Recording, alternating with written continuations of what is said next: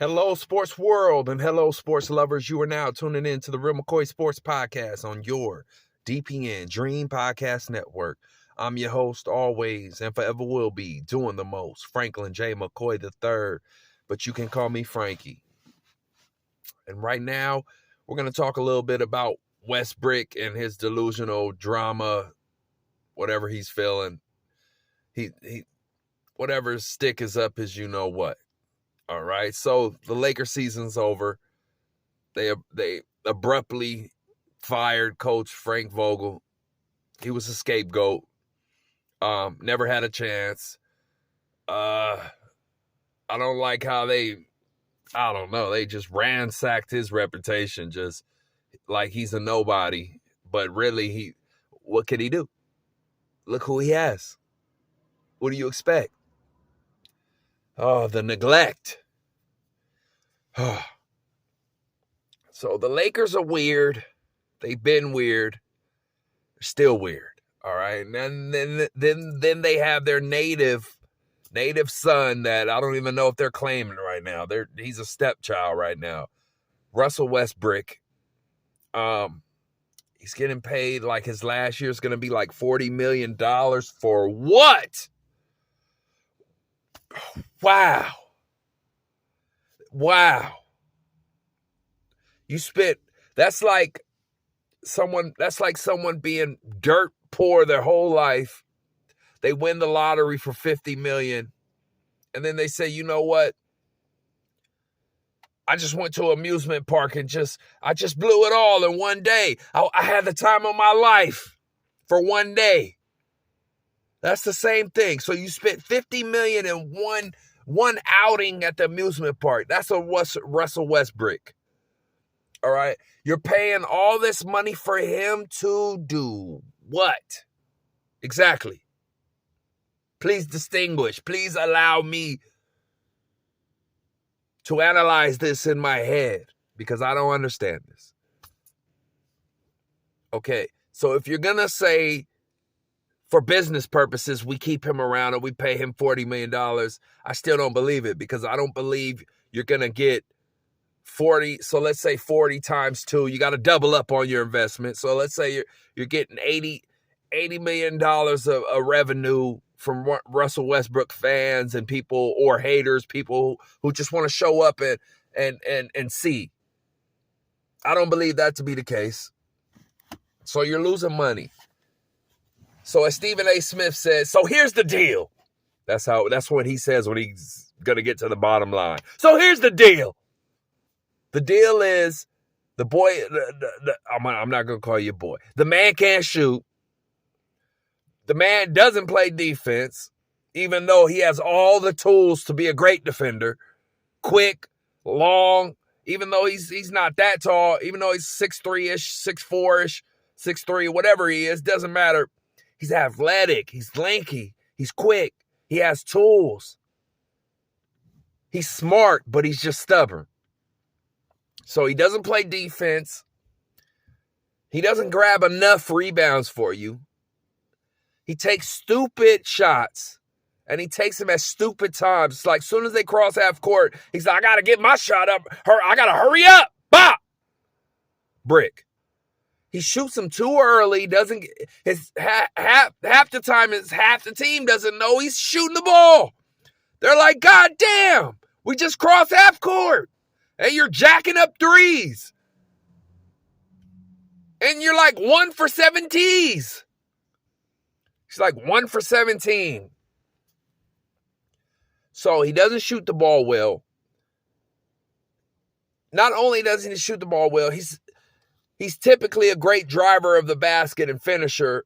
Well, I wouldn't say finisher because he's not that crafty. It's not like he makes circus shots all the time. He doesn't. He's a 1 or 2 trick pony. Either he's going to dunk it or he's going to lay it up real hard.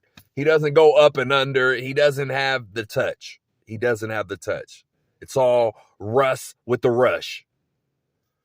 So what was I saying about Westbrook? So I said he can't shoot, doesn't play defense, doesn't grab enough rebounds, takes dumb shots at dumb times. Okay? He also, he doesn't, I played with guys like him, so I know. It's hard to explain them, but I know. So everybody wants to win technically, but he doesn't care about that. He just cares about how he's perceived. So if you see the movie White Men Can't Jump, one of my favorite of all time, Wesley Snipes, Woody Harrelson told him, you'd rather lose and look good than win and look bad. That's Russell Westbrook. That's him in a nutshell. He'll rather lose and look good, triple doubles and all, than win and look bad. It's like, when I watch the game, it's like some people says, he just doesn't know how to play winning basketball. No, I don't see that. I see he knows. Russell Westbrook, he looks like a highly intelligent basketball player. It's just that he's so stubborn. And this being ordinary is so new to him. This ordinary. And this is for all the kids today. All of them want to be the great ones so bad, or they want the acknowledgement and the fame or the clout, as they say. They want that shine so bad that they won't just take what they're given or use the tools they have to accomplish a greater goal. And in a nutshell, what I'm really trying to say is there can only be one number one, two number twos, three number threes. Numbers don't change. And what I mean by that is Russell wants to be the man. And if he can't be the man, he wants to be right next to the man. And that's Russell Westbrook. He knows he's not the best. He wants to be, but he knows he's not, because LeBron's the best. He knows AD is better than him. But he still fashions himself as, I'm one of the great ones. Remember me from OKC? Word up, B? No, we don't remember you. It's been a long time since I left you without a dope beat to step to. Yeah, I'm spitting old rhymes. So the problem was, and I'll tell you what the problem was with Westbrook. The problem is his time's up. His time's up. And I'm gonna tell you when it was up. It was up as soon as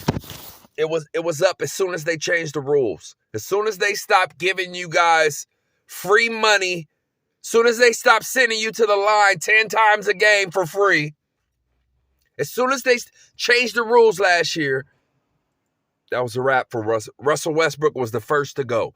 James Harden, the new rule is almost got them all. It's like 70% complete. If this was a download, it would be 70% complete. He's fighting it. It's like 30%. You see Harden's out of shape ass. You see him like, I'm going to try to fight this. I'm going to try to really be a good basketball player and really get honest calls. I'm going to really try to be effective. Nah. So that's why Russell is not a Hall of Famer in my book. I don't care what his numbers say. And the reason why I say that, because you take any great, 1 through 50, 1 through 100, put them on an opposite team, and they'll be kicking his candy ass if you smell what the Rock is cooking. He's a great loser. I never seen somebody regarded as the top 70 player, top this, that, first ballot. I never seen a first ballot get whooped so much. I thought his nickname is Toby. He got whipped so much, his favorite movie is Amistad. He get whipped so much, he got a cousin named Django. Unchained. So the rules hurt Russell Westbrook's game. His whole game was predicated on those whistles. And people and defenders fearing those whistles, which in turn affected how they played Russell Westbrook, because everybody's scared that they're going to get a quick whistle on him, so they don't even want to guard him. And so he took advantage of that for years. You stole money. Forever. You remember the Sandlot when he said, forever. You stole money forever. Now you can't steal anymore. Well, you're still stealing right now. But they got to get you off the books. So Russell Westbrook, he's highly overrated. Not a Hall of Famer in my book. I don't care what the numbers say. I'll take white chocolate and whipping. Y'all don't know white chocolate from Sacramento Kings. I'll take Mike Bibby. Take a lot of players in whipping. Take Baron Davis in whipping. Don't play with me. Yeah, I'm just saying, and I'm saying it right. So yeah, I'm watching this Westbrook stuff. They fire the coach, Frank Vogel. Westbrook goes up there, gets interviewed, talks about, I don't know what the disconnect was. We know what the disconnect was. You can't play, brother. You can't play, bruh. Your game is poor.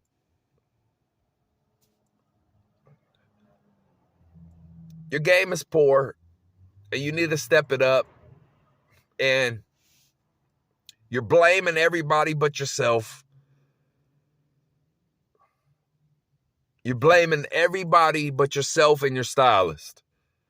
First, fire the stylist. Then get a trainer, a shooting coach. You could hire me. I guarantee 50% improvement results automatically. I guarantee. I can fix that. I can fix it. It's not going to be the best, but I can fix it. It'll be better than what you got. Now, fire your stylist, because what the hell are you wearing? I keep harping back to that.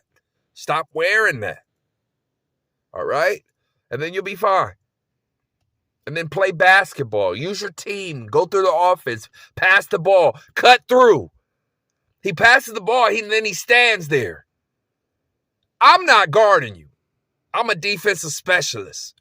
Forget that. I'm 37 years old. I'm crowning myself. I'm a defensive god. Put it that way. If you don't know, ask about me. Frankie. San Francisco asks. Is he a defensive god? I hate that guy. I hate playing him. Don't tell him to come play with us. No, he's a hack. That's what people that hate. That's what they say. Instead of giving you a compliment saying, oh, he's a great defender, they say, oh, I hate that mother. He's a hack. Oh, Frankie, he's a hack. So I wouldn't even guard him. I would just stand in the key and help out on other people's man.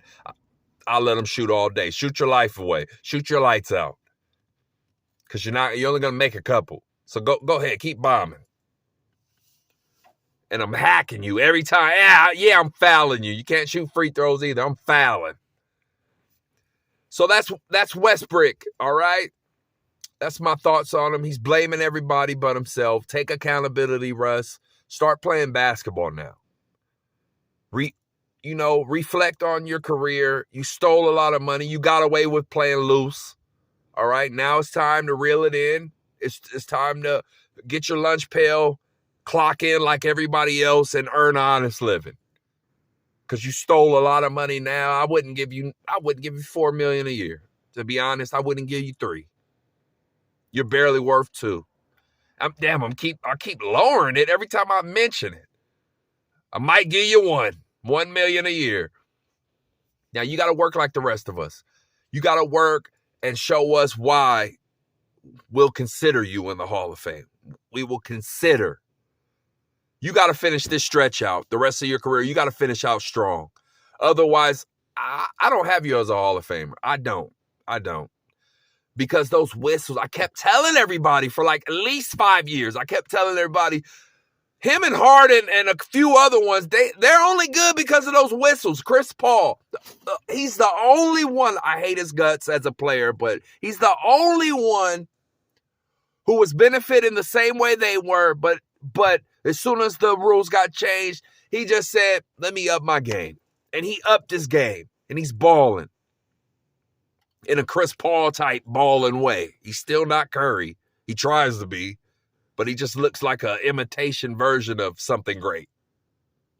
So we'll see how he does this year. But he's the only one that took advantage and said, okay, I've been getting by with all these years. Let me really play basketball.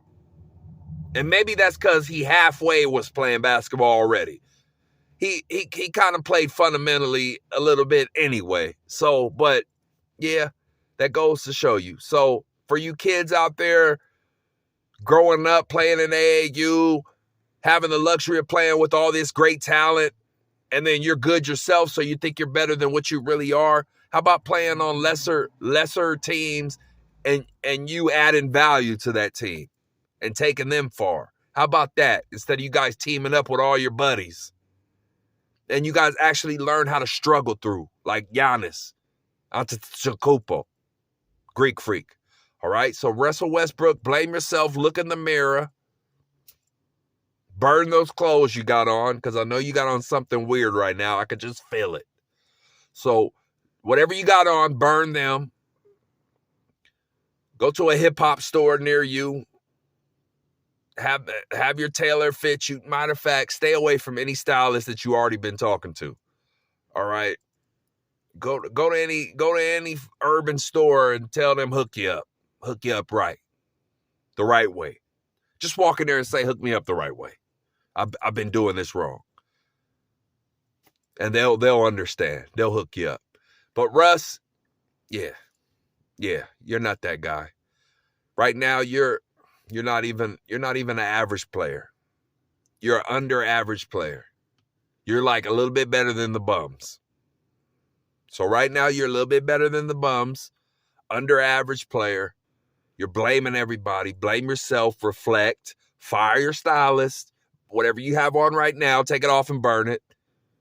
Go to an urban hip-hop store near you and get something good. I'm signed off. I was your host. I am your host. Always, if I ever will be, Franklin J. McCoy III. But you can call me Frankie.